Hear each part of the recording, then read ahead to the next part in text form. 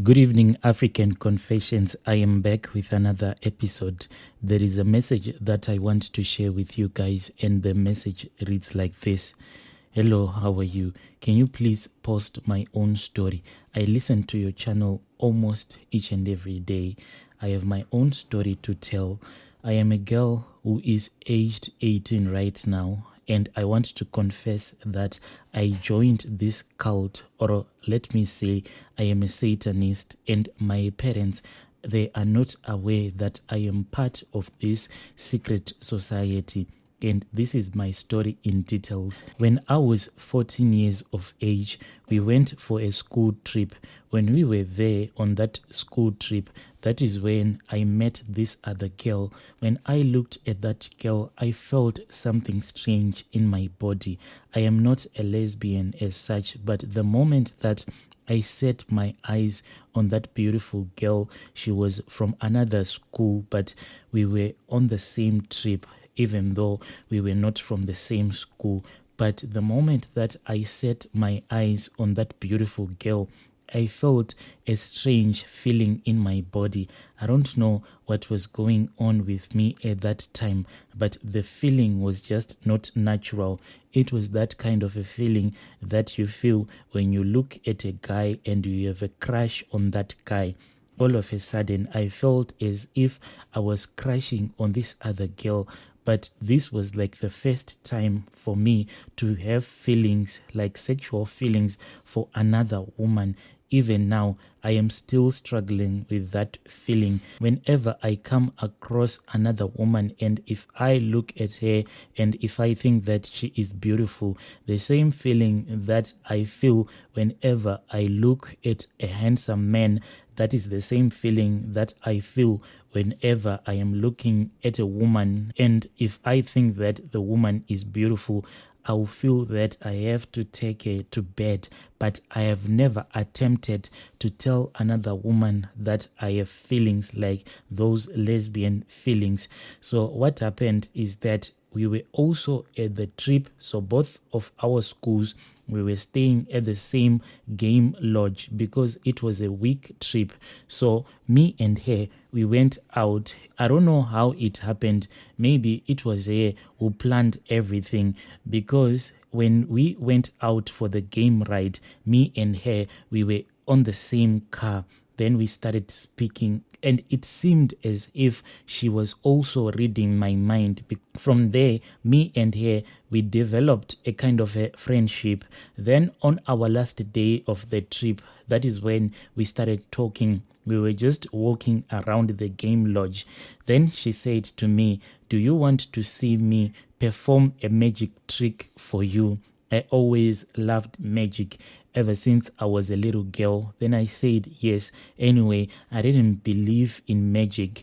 Before I had met this girl, I never believed that in this world there is something like magic doesn't exist. But after that girl performed that magic trick, that is when I started believing that there is magic in this world. The spiritual realm, it is real. Most of these people, they don't believe that the spiritual realm is real, but I know that for a fact that out there is another dimension that we cannot see. As me and that girl, we were just having a casual walk around the lodge, and it was at night.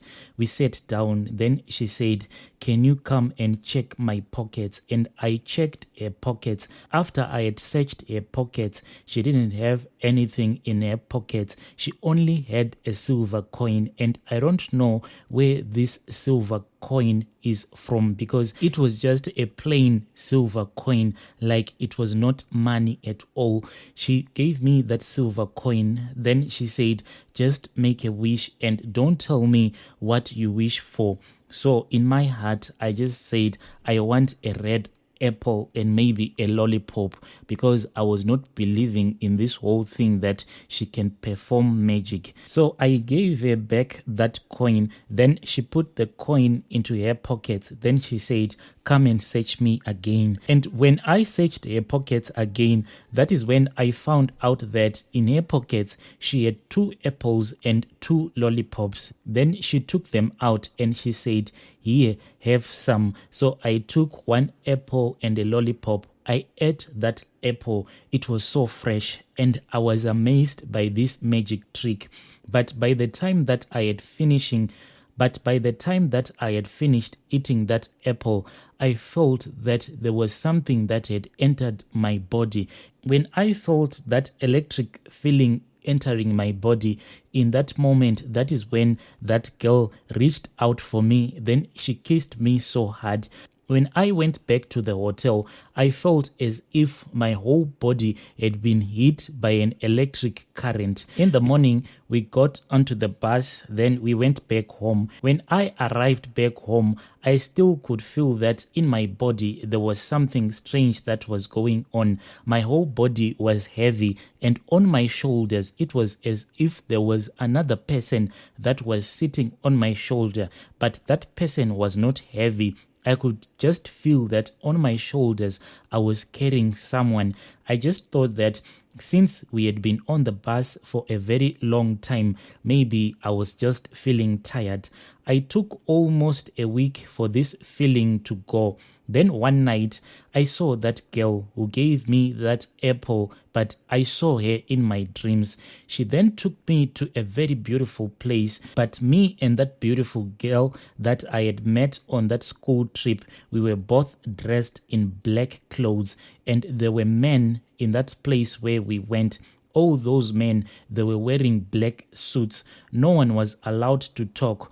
Everyone was just dancing to the song which the Queen of the Angels were singing. And that Queen of the Angels came and she told me to fall down. She said, do not look at her. But at the same time, she said, do not look at her, him, like she was regarding this angel as a woman, but at the same time, she was regarding this angel as a man. It still confuses me up until this day that this angel that she showed me, she is a man, but at the same time, he is a woman. I don't know if you can understand the point that I am trying to make. You can only understand if you meet this angel, because when you are looking at her, you can see the half of her face. She is beautiful, like the most beautiful woman on earth, but the other part of her face, she is like a handsome man. This angel is so confusing. The beauty of that angel will just confuse you. Then she said, do not look at her, because we offer her respect by not looking at her. On that night, there was a lot of celebrations when everyone found out that in their world there was a new soul that had been introduced. I was given a book. This book, I don't even know how to explain it, because you just tell it what you want, then it will write everything for you. I was given a strange book. Then I was told that I had to write my name. When you just speak the words that you'll be speaking, they'll be written on that book.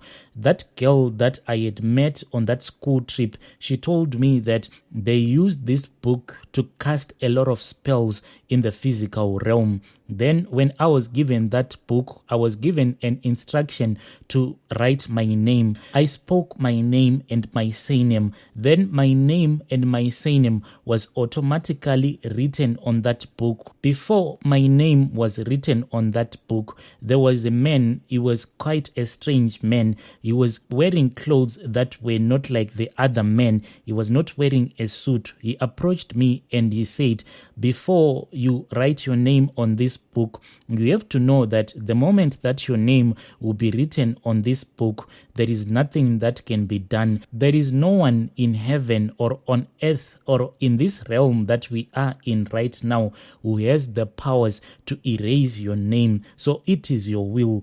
Is it your will for your name to be written in this book? Then my friend whom I was with, that beautiful girl, she said, yes, indeed, it is a will. Then that man that was asking me all of these questions, he was so angry, and he said, "Who are you to speak for her? Doesn't she have God-given free will?